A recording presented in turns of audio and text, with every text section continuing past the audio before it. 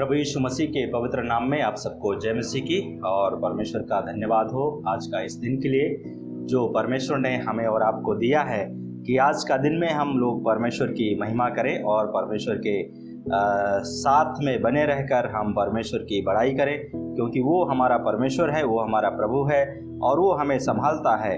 इसलिए हम परमेश्वर के नाम की स्तुति करते हैं। आज के ध्यान के लिए आज का हम लोग निकालेंगे आज की इस प्रार्थना सभा में मत्ती की किताब उसका 26 अध्याय और उसका 40 और 41 और 42 3 पद।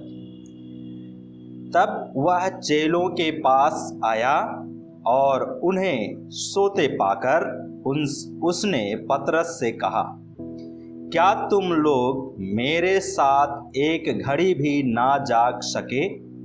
जागते रहो और प्रार्थना करते रहो कि तुम परीक्षा में ना पड़ो।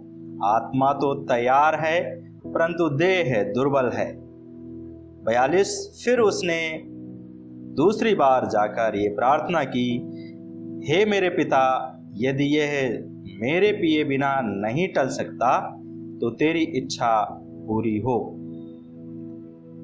परमेश्वर इस वचन के पढ़े जाने और सुने जाने पर अपनी आशीष दे। आइए हम प्रार्थना करें। हमारे स्वर्ग और पृथ्वी के प्रभु, एक बार फिर से आपका धन्यवाद करते हैं, आपके चरणों में आते हैं क्योंकि आप हमारा पिता है, परमेश्वर है।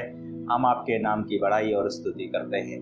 आज का इस दिन को आपके हाथ में देते हैं, इस प्रार्थना सभा को आपके हाथ में देते हैं और विभिन्न जगहों में जो बैठकर लोग इस प्रार्थना में सम्मिलित हैं, आपके वचन को सुन रहे हैं, हम प्रार्थना करते हैं आप उनके साथ होकर उनकी सहायता करें।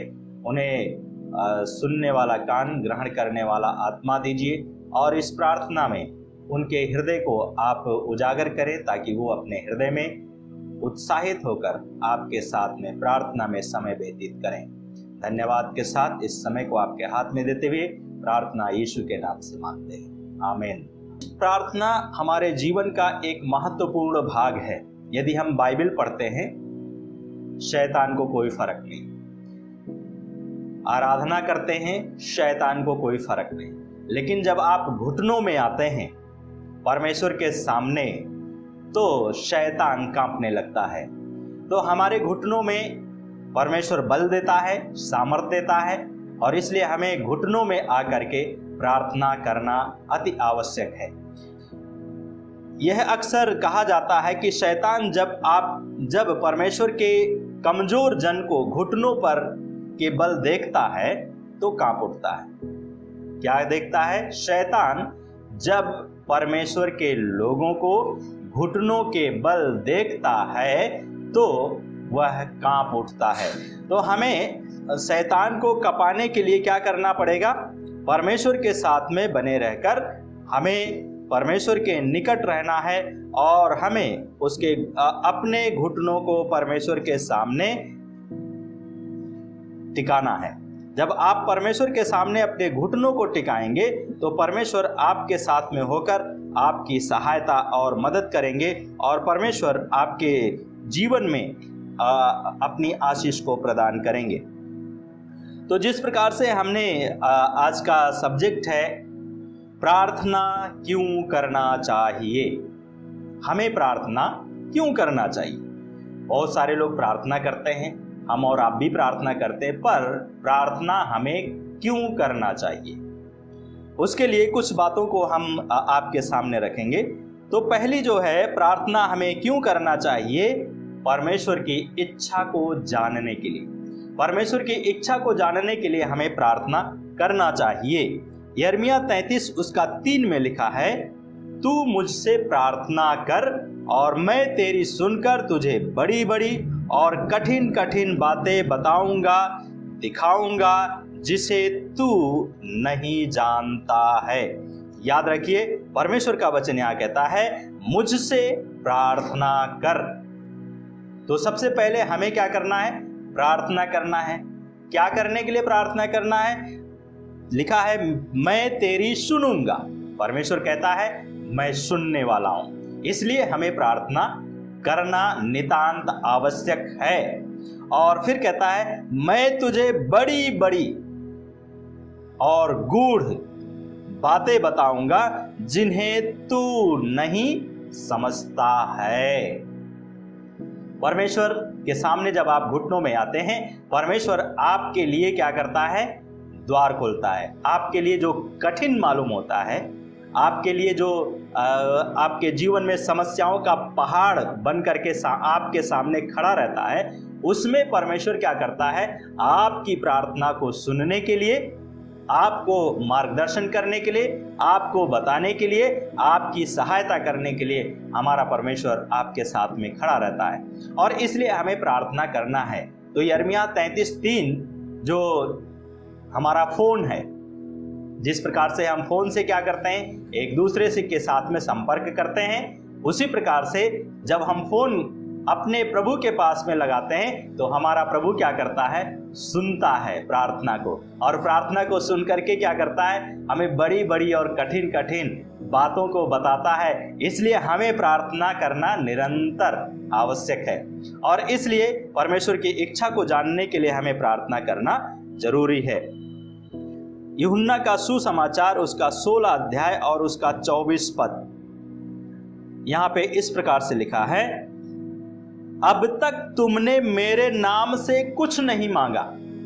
प्रभु यीशु बोलते हैं यहां पे यूहन्ना का सुसमाचार में कि अब तक तुमने मेरे नाम से कुछ नहीं मांगा, मांगो और तुम्हें मिलेगा। मांगो, प्रभु यीशु मसीह कहते हैं मांगो, और फिर कहते हैं प्रभु यीशु मसीह तुम्हें मिलेगा। क्यों मिलेगा? जिससे तुम्हारा आनंद पूरा हो जाए। प्रभु यीशु मसीह क्यों आपकी प्रार्थना का उत्तर देता है? हमारी प्रार्थना का उत्तर क्यों देता है? इसलिए देता है कि हम परमेश्वर से मांगते हैं, और जब हम परमेश्वर से मांगते हैं तो परमेश्वर हमारी सुन करके हमें देता है। Praise the Lord. तो इसलिए हमें मांगना है परमेश्वर से, और जब हम मांगेंगे तो हमें वो परमेश्वर देगा। और साथ में कहता है इसलिए देगा ताकि हमारा आनंद, हमारा उदासी का जीवन, हमारा निराशा का जीवन, हमारा कई प्रकार से जो हम भयभीत रहते हैं उसका जीवन क्या हो? आनंद में बदल जाए। तो हमारे जीवन को आनंद में बदलने के लिए प्रभु यीशु मसीह हमारी और आपकी प्रार्थना को सुनता है, और इसलिए हमें प्रार्थना करना है। तो परमेश्वर की इच्छा को जानने के लिए हमें प्रार्थना करना जरूरी है, पहली बात। दूसरी बात है, प्रार्थना हमें इसलिए करना चाहिए समस्याओं का मुकाबला करने के लिए, सामना करने के लिए। यदि हम समस्याओं का सामना नहीं करेंगे तो समस्याएं हमारे ऊपर और आपके ऊपर क्या होंगी? हावी हो जाएंगे। इसलिए शैतान का सामना करने के लिए और अपने जीवन में सारी चीजों के ऊपर दृढ़ता के साथ में जय को प्राप्त करने के लिए हमें प्रार्थना करना बहुत ही जरूरी है। पहला पत्रस उसका 5वां अध्याय और उसका 8 पद में लिखा है इस प्रकार से, संयमी और सचेत रहो। क्या करना है हमें? संयमी बनना है और सचेत रहना, दोनों। बिना संयमी का हम सचेत नहीं बन सकता है, इसलिए संयमी बनना है और सचेत बनना है। और तब उसके बाद में लिखा है, तुम्हारा शत्रु शैतान गरजने वाले सिंह की भांति इस ताक में रहता है कि किसको फाड़ खाए।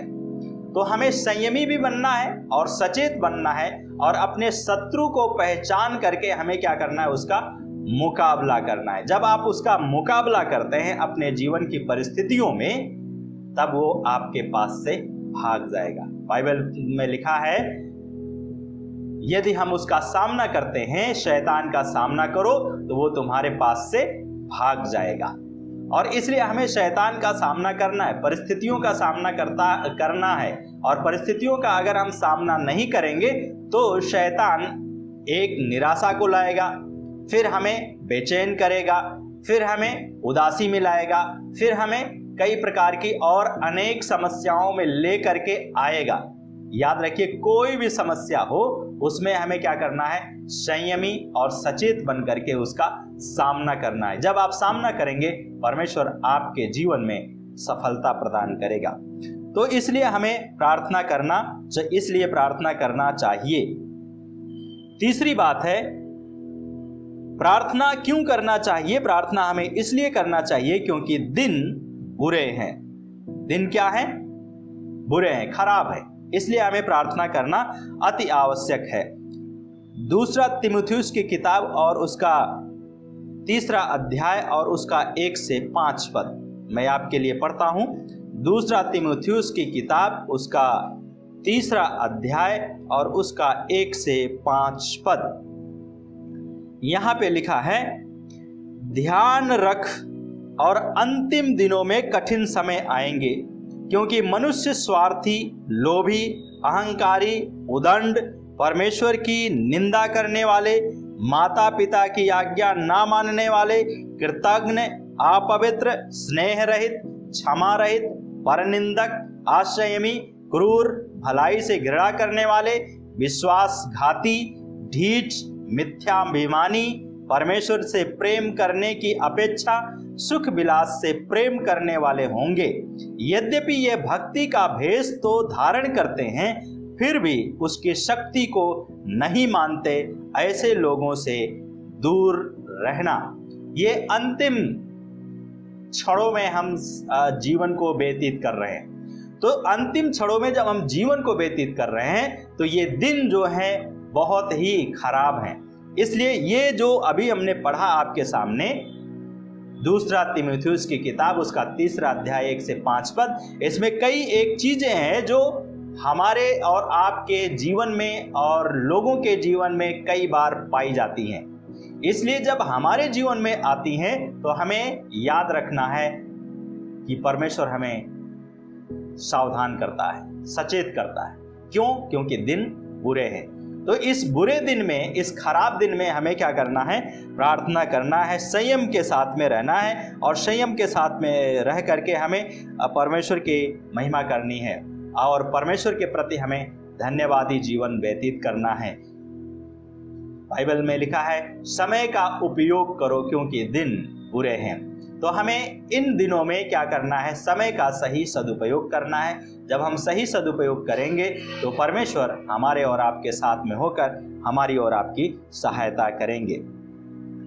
दूसरा तीमुथियुस उसका 4 अध्याय उसका 3 और 4 पद, यहाँ पे लिखा है, क्योंकि समय आएगा जब वे खरी शिक्षा को सहन नहीं करेंगे, परंतु अपने कानों की खुजलाहट के कारण अपनी अभिलाषाओं के अनुसार ही अपने लिए बहुत से गुरु बटोर लेंगे।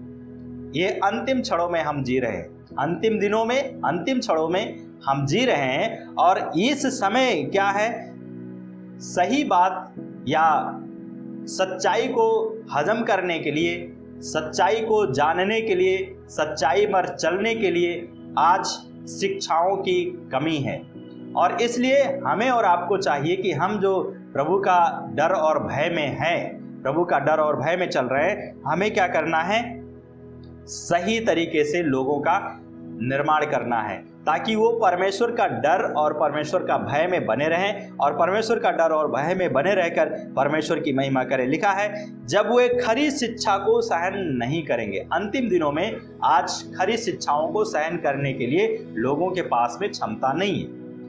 लोगों के पास में हंसी मजाक करने के लिए, ठट्ठा करने के लिए और कई प्रकार का मनोरंजन का साधन अपनाने के लिए समय है, लेकिन परमेश्वर के साथ में चलने के लिए, परमेश्वर के साथ में बने रहने के लिए, परमेश्वर के साथ समय व्यतीत करने के लिए, परमेश्वर से बात करने के लिए नहीं समय है।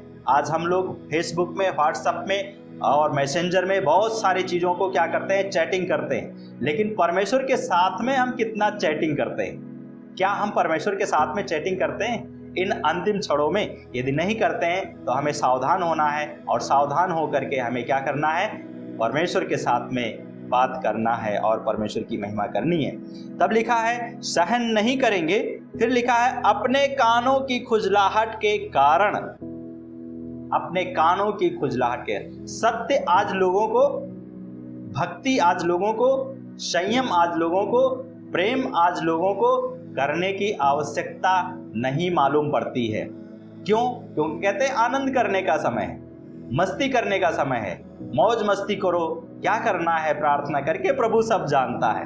प्रभु सब कुछ पूरा करता है, प्रभु सब कुछ जानता है, सब कुछ जब जरूरत पड़ेगा तब हम उसके पास में आएंगे। नहीं, ऐसा बाइबल नहीं कहती है। हमें अपने कानों को परमेश्वर की ओर लगाना है। जब हम परमेश्वर की ओर लगाएंगे तो परमेश्वर हमारी सहायता करेंगे और मदद करेंगे। फिर लिखा है, अपनी अभिलाषाओं के अनुसार ही अपने लिए बहुत से गुरु बटोर लेंगे। हम परमेश्वर की अभिलाषा के अनुसार गुरु बटोर रहे हैं, या परमेश्वर को अपना गुरु बना रहे हैं, या हम दूसरे लोगों को अपना गुरु बना रहे हैं? हम क्या कर रहे हैं? आज के इन अंतिम क्षणों में प्रभु यीशु मसीह का आगमन शीघ्र है, जल्दी आने वाला है यीशु। हम कहां पर खड़े हैं? पता लगा, हमने बपतिस्मा भी लिया, मन भी फिराया, दान भी दिया और चर्च में भी गया, लेकिन अभी क्या हम कर रहे हैं? क्या हमारे अंदर आज भी वो है या नहीं है? यदि नहीं है तो हमें सावधान होना है।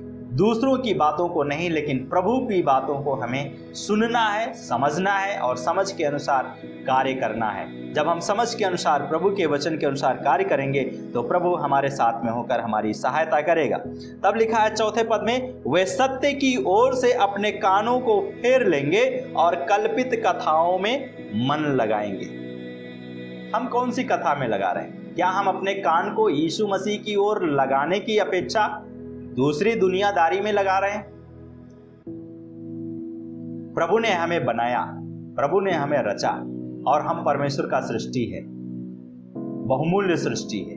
लेकिन क्या हम परमेश्वर की बातों के ऊपर मन लगाते हैं, ध्यान लगाते हैं? यदि नहीं लगाते हैं तो हमें सावधान होने की जरूरत है, ताकि हम परमेश्वर की महिमा करें। तब चौथी बात है यहाँ पे, प्रार्थना क्यों करना चाहिए? क्योंकि अंत निकट है।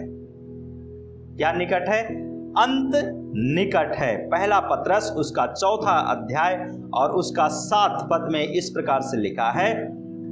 पहला पत्रस की किताब उसका 4 अध्याय और उसका 7 पद, यहाँ पे इस प्रकार से लिखा है, सब बातों का अंत निकट है, अतः समझदार होकर प्रार्थना के लिए तत्पर रहो। क्या करना है हमें? सब बातों का अंत निकट होने वाला है। सारी बुराइयों का जड़ खत्म होने वाला है। सारे देश और प्रदेश और सारे ब्रह्मांड को बदलने वाला परमेश्वर इस धरती के ऊपर आने वाला है, और वो आएगा। इसलिए कहता है यहाँ पे पत्रस कहते हैं, सब बातों का अंत निकट है। अर्थात एक समय आएगा, ये आकाश, ये पृथ्वी सब टल जाएंगे। एक नया आकाश और एक नई पृथ्वी परमेश्वर हमारे लिए और आपके लिए बना करके तैयार कर रहा है, और इसलिए प्रभु यीशु मसीह उसमें लगा है। हम किस में लगे हैं? उसमें जाने के लिए लगे हैं या उसमें से निकलने के लिए लगे हैं? अगर निकलने के लिए लगे हैं तो अभी भी समय है, लौट के आइए और परमेश्वर के पास में अपने समय को व्यतीत कीजिए और अपने आप को परमेश्वर के साथ में मेल कीजिए, परमेश्वर के साथ में जोड़िए और उसके साथ में जुड़े रहिए। एक गीत है, अभी समय बा लौट के आवा, दुनिया से मुंह मोड़ा, छोड़ा माया मोह दुनिया के व्यवहार ये भैया। तो ये गीत है, और इसलिए हमें इस गीत के अनुसार क्या करना है? संसार से रिश्ता को तोड़ना है, संसार के से मोह को हटाना है और परमेश्वर की ओर, परमेश्वर से मोह को लगाना है। और इसलिए हमें अपने जीवन में तत्पर होकर के प्रार्थना के लिए तत्पर रहना है। क्यों? क्योंकि हमारा परमेश्वर आने वाला है और हम परमेश्वर के साथ में जाने वाला है, और इसलिए हमें बड़ी सावधानी के साथ में कार्य को करना है। पहला यूहन्ना उसका 2 अध्याय और उसका 18 पद में लिखा है यहाँ पे, बच्चों ये अंतिम घड़ी है, और जैसा तुमने सुना था कि मसीह विरोधी आने वाला है, वैसे ही अब अनेक मसीह विरोधी उठ खड़े हुए हैं। इसी से हम जानते हैं कि यह अंतिम घड़ी है। परमेश्वर का प्रिय शिष्य यूहन्ना यहां पर लिखते हैं अपनी पत्री में, उसका 2 अध्याय का उसका 18 पद में कहते हैं, बच्चों ये अंतिम घड़ी है। हम अंतिम घड़ी में, अंतिम समय में जी रहे हैं, अंतिम क्षणों में जी रहे हैं। इसलिए हमें सावधान होना है। क्यों? क्योंकि मसीह विरोधी आने वाला है और मसीह विरोधी आज कितने उठ खड़े हुए हैं। इसलिए हमें अपने आप को मसीह विरोधियों से बचाने के लिए प्रार्थना करना है ताकि हम उसमें ना पड़ें और ऐसे लोगों के साथ में हम संगति ना करें और हम परमेश्वर के साथ में संगति करें, क्योंकि ये अंतिम समय है। इसलिए हमें प्रार्थना करना चाहिए। और इसके बाद में 5वीं बात है, प्रार्थना क्यों करना चाहिए? ताकि हम परीक्षा पर जय को प्राप्त करें। परीक्षा पर जय को प्राप्त करने के लिए हमें प्रार्थना करना अति आवश्यक है। जिस प्रकार से हमने आपके लिए पढ़ा था मत्ती का सुसमाचार 26 अध्याय 41 पद में, तो वहां पे लिखा है, जागते रहो और प्रार्थना करते रहो कि तुम परीक्षा में ना पड़ो। हमें क्या करना है? जागना है। और क्या करना है? प्रार्थना करना। क्यों प्रार्थना करना है? ताकि हम परीक्षा में ना पड़े। यदि परीक्षा में हम पड़ गए तब प्रार्थना करना शुरू कर रहे हैं, क्या फायदा है? प्रभु यीशु मसीह यहाँ पर आने वाले समय में प्रभु यीशु मसीह को दुख सहना था और उसको सहने से पहले प्रभु यीशु मसीह प्रार्थना कर रहे थे और अपने शिष्य लोगों से भी कहा तुम मेरे साथ प्रार्थना करो, लेकिन शिष्य लोग क्या हुए? नहीं कर पाए, सो गए। याद रखिए, जब आपके जीवन में समस्या आती है और आएगी, लोग आपका साथ छोड़ सकते हैं, लोग आपको भूल सकते हैं, लेकिन परमेश्वर आपको नहीं भूलेगा। इसलिए हमें क्या करना है? प्रार्थना करना है, जागते रहना है और प्रार्थना करना है ताकि तुम परीक्षा में ना पड़ो। आत्मा तो तैयार है परंतु देह क्या है? दुर्बल है। हमारा शरीर क्या है? दुर्बल है। लेकिन परमेश्वर हमारे शरीर की दुर्बलता को क्या करता है? वो हटाता है और हटा करके हमें हमारे जीवन में अपनी आशीष को देता है। इसलिए एक प्रभु का सेवक है और उन्होंने एक बार प्रार्थना की। क्या प्रार्थना की उन्होंने? कुछ अवसरों पर परमेश्वर उसके स्वर्गदूतों को थोड़ी देर के लिए प्रकट होने के लिए देता है। और जब रेवरेंड लॉरेंस स्केपर सेना के एक अस्पताल में जेफरसन बैरेक्स में भर्ती थे, तो जो सेंट लुइस मसूरी में है, और तब उनके ऑपरेशन के बाद तीसरी रात को उन्होंने काफ़ी बीमार अपने आप को महसूस किया। और जब ये उन्होंने महसूस किया तब उन्होंने एक प्रार्थना की। बड़े ध्यान से सुनिए क्या प्रार्थना की उन्होंने। प्रभु यीशु आज रात मेरे साथ रहने के लिए आ।